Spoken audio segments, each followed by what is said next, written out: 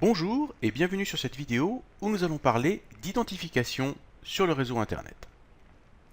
Alors bien souvent, lorsque l'on parle d'identification sur le réseau Internet, on parle de l'adresse IP. En effet, l'adresse IP est le meilleur moyen de vous identifier et de connaître votre localisation.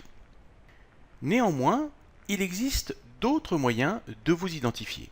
Et donc la question que je pose ici, c'est: êtes-vous réellement unique sur Internet? Existe-t-il des paramètres qui vont permettre de vous identifier de façon unique sans utiliser l'adresse IP? Donc pour cet exemple, nous allons utiliser un foyer classique, un couple qui a un enfant. Et donc nous voyons ici que nous avons Eric qui utilise un ordinateur de bureau sous Windows. Nous avons son épouse Julie qui a un ordinateur portable qui est sous macOS. Et nous avons leur fille Sophie qui utilise une tablette qui est sous Android. Lorsque l'un des membres de ce foyer se connecte à Internet, il passe donc par la box de son fournisseur d'accès à Internet, qui leur donne donc une adresse IP, qui est ici 95.185.13.57. Donc cette adresse IP est la même pour les trois membres de ce foyer. Donc on peut voir déjà ici que cette adresse IP n'identifie pas en particulier Eric, Julie ou Sophie. Elle ne permet donc de n'identifier que le foyer globalement. L'un des membres de ce foyer va visiter deux sites internet. Ces deux sites internet vont donc enregistrer l'adresse IP de ce foyer. Puis, ce même membre du foyer va visiter deux autres sites internet, mais cette fois-ci en utilisant un réseau VPN ou le réseau Tor. Nous pouvons voir ici que les deux autres sites ont enregistré une autre adresse IP, puisque la véritable adresse IP du foyer est masquée par le réseau VPN ou le réseau Tor, et donc ils ont enregistré l'adresse IP soit du serveur VPN, soit du relais de sortie du réseau Tor. Seulement voilà, ces quatre sites internet n'ont pas fait qu'enregistrer l'adresse IP. Ils ont enregistré une multitude d'autres paramètres, comme par exemple le système d'exploitation qui a été utilisé pour visiter ce site. Donc ça peut être Windows, macOS ou Android dans le cas présent. Mais aussi l'explorateur Internet qui a été utilisé. Ça peut être Safari, ça peut être Internet Explorer, Firefox ou Opera. La version de cet explorateur Internet. La résolution de l'écran de la machine qui a permis de visiter le site. Le type de carte graphique qui a été utilisé. Bref, une multitude de paramètres sont enregistrés par ces sites Internet. Car aujourd'hui, énormément de sites Internet utilisent des systèmes d'analyse qui leur permettent de faire des statistiques sur leurs visiteurs, comme par exemple Google Analytics. À partir de ces multiples paramètres qu'ils captent de votre machine, ils vont pouvoir créer une empreinte numérique. Je vais donc représenter cette empreinte numérique par un hachage, une succession de lettres et de chiffres, qui va être donc générée à partir de ces paramètres. Comme vous pouvez le voir, nous n'avons pas la même adresse IP sur les quatre sites. Mais par contre, l'empreinte numérique est la même. Donc je vais pouvoir déterminer que ces quatre sites ont été visités par la même personne. Comme je sais également que l'adresse IP qui est notée en jaune ici est la véritable adresse IP qui me permet de localiser la personne, je vais donc pouvoir faire la relation entre cette empreinte numérique et la véritable adresse IP de la personne, et ainsi l'identifier. Je sais donc maintenant que l'adresse IP 95.185.13.57 correspond à l'empreinte numérique AHL6Y, etc. Et donc, je sais que c'est la même personne qui a visité ces quatre sites et je connais leur localisation. Du coup, l'utilisation du VPN ou du réseau Tor est devenue inefficace.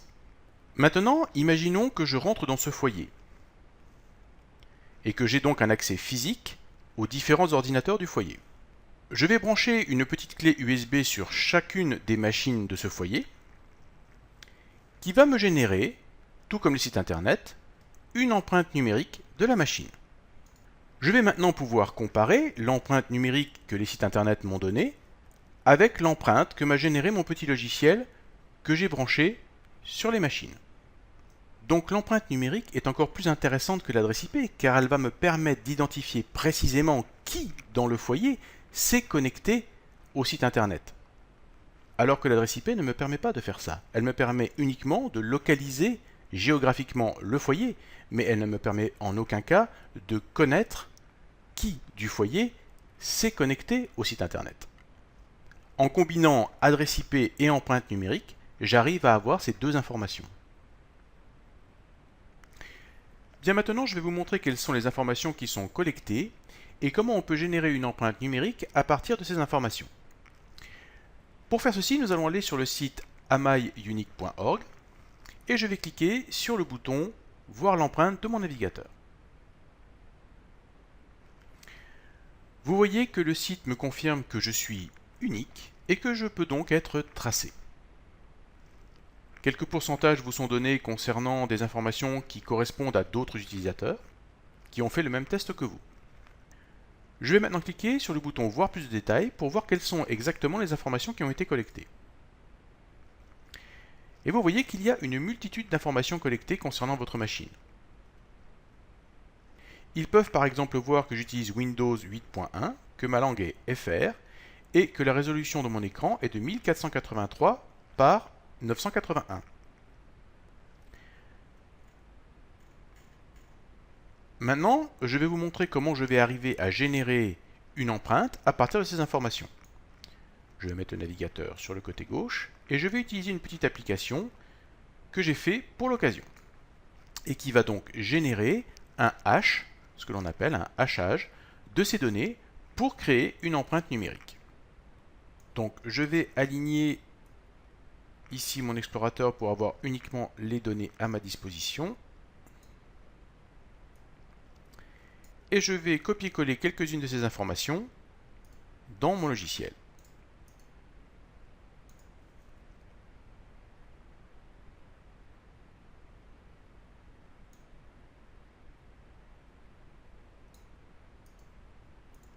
Je vais les mettre bout à bout.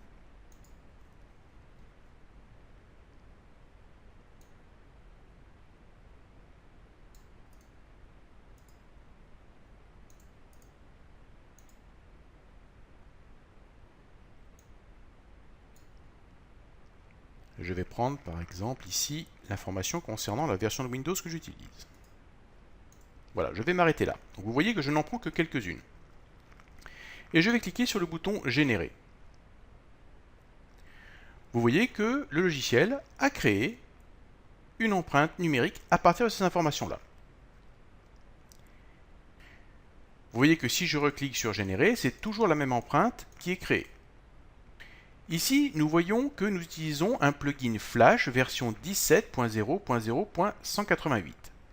Imaginons par exemple que cette version ne soit pas 188, mais 187. Je vais de nouveau cliquer sur Générer, et vous voyez que je génère une clé totalement différente. Donc, la moindre information va permettre de modifier l'empreinte, et donc d'avoir une empreinte totalement unique. Et ici, je n'ai pris que quelques-unes de ces informations. Si j'avais pris la totalité, j'aurais été encore plus précis et j'aurais généré une empreinte encore plus unique. Nous allons maintenant fermer le navigateur et le logiciel. Et je vais vous montrer maintenant ce qui a été conçu pour pouvoir contrer ce genre de problème. Je vais commencer par lancer le Tor Browser.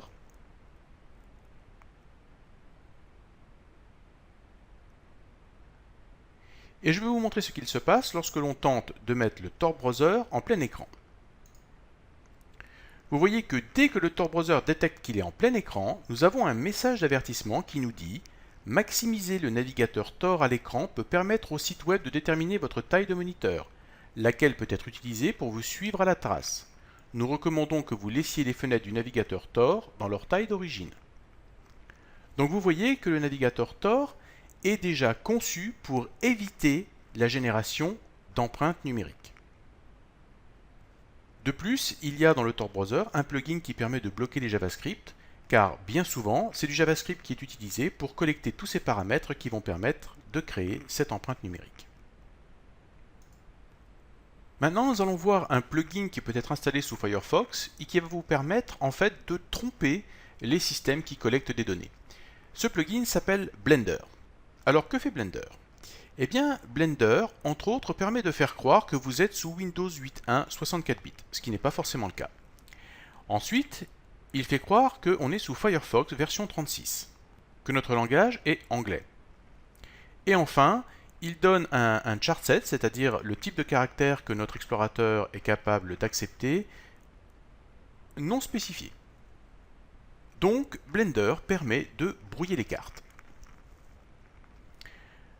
Donc pour l'installer, il suffit d'aller sur le site addonsmozilla.org, puis de taper Blender.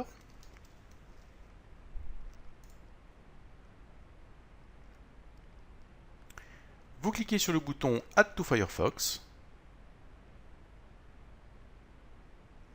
puis sur Installer maintenant. Il vous est indiqué que Blender a été installé avec succès. Voilà, il n'y a rien de particulier à faire. Blender va se charger donc de brouiller les cartes. Alors parfois cela peut être un petit peu gênant car si des sites pensent que vous êtes en langue anglaise, ils vous présenteront donc le site en version anglaise. Donc n'hésitez pas à désactiver Blender si besoin est, ou simplement indiquer au site internet que vous visitez que vous voulez la version française. Voilà, j'espère que vous avez aimé cette vidéo. Merci de l'avoir regardée et à très bientôt pour d'autres vidéos.